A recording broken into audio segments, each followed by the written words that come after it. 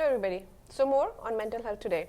If you haven't worked on your mental health, most probably you might not be able to make an impact in your organization. So to have a clear understanding, you need to know the strategies that work for you so you can share it to other people. Try to understand it like this. If you don't have a healthy relationship with work, you might not be able to ask other people to have healthy relationship with work. You know what I mean? So it's very important that whatever you are trying to suggest when it comes to mental health, you have actually done something about it yourself.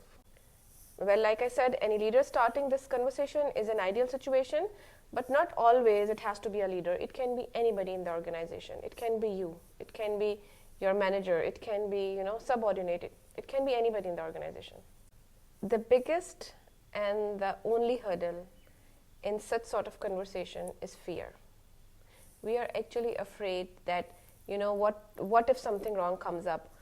What if other person judges me, What if it doesn't go the way I wanted? What if, the things that I have had trouble all my life might just, put me under more burden?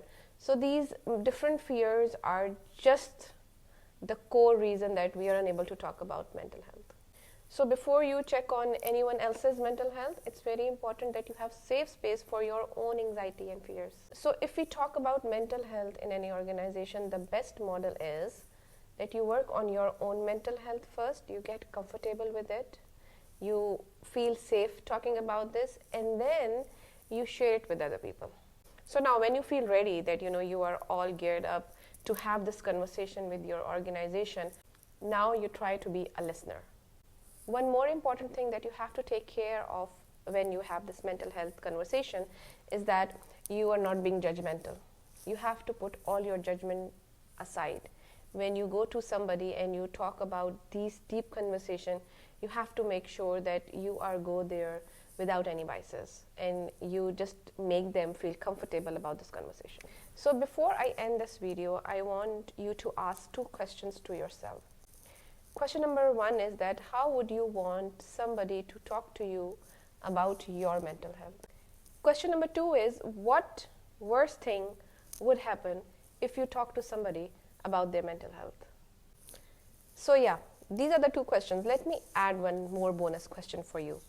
Ask yourself, what support do you need to support others in your organizations?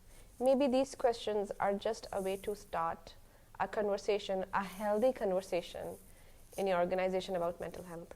I hope it helps. Thank you very much.